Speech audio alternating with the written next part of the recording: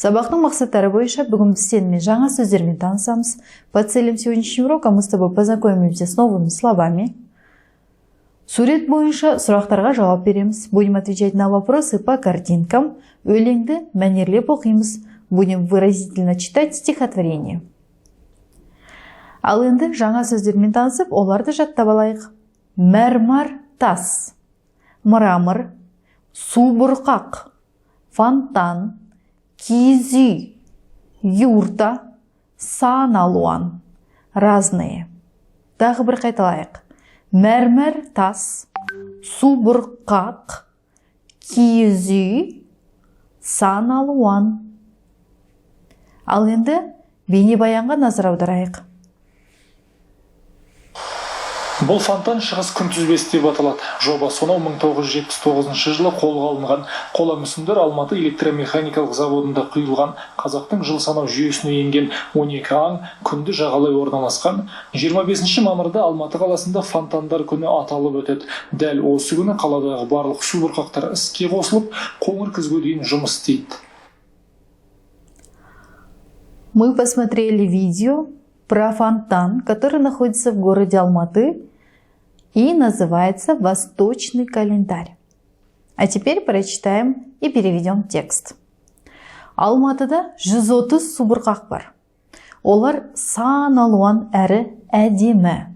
Маған шығыс күнтізбесі субұрқағы ұнайды. Шығыс күнтізбесі қазақ ертегісіне сәйкес жасалған. Оның жобасы киіз үйге ұқсайды. Сырты мәрмәр тастан жасалған. Сәулетшілері Твердохлебов, Кацев, Татаринов. В Алматы есть 130 фонтанов.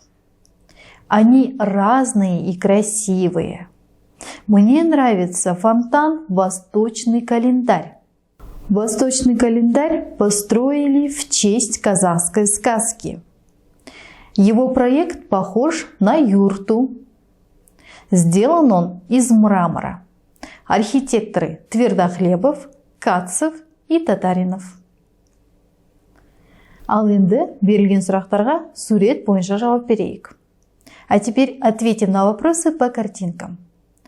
Мына субұрқақ қалай аталады? Как называется этот фонтан?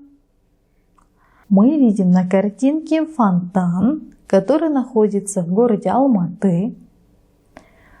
И называется он как? Верно, «Восточный календарь». На казахском «Шығыс күнтізбесі». А теперь составим полный ответ. Мына субұрқақ шығыс күнтізбесі деп аталады. Субұрқақтың сырты неден жасалған? Из чего сделаны статуи в фонтане? Они сделаны из мрамора. Субұрқақтың сырты мәрмәр тастан жасалған. Мәрмәр тастың түсі қандай? Какого цвета мрамор? Мрамор розового цвета. Как розовый на казахском? Верно, қызғылт. А теперь полный ответ. Мәрмәр тастың түсі қызғылт. Субұрқақта неше жануардың мүсіні бар? Сколько зверей в фонтане? По сказке 12 зверей. Значит, и в фонтане их 12. Субұрқақта 12 жануардың мүсіні бар. Субұрқақ неге ұқсайды? На что похож фонтан? Похож он на юрту. Субұрқақ киіз үйге ұқсайды.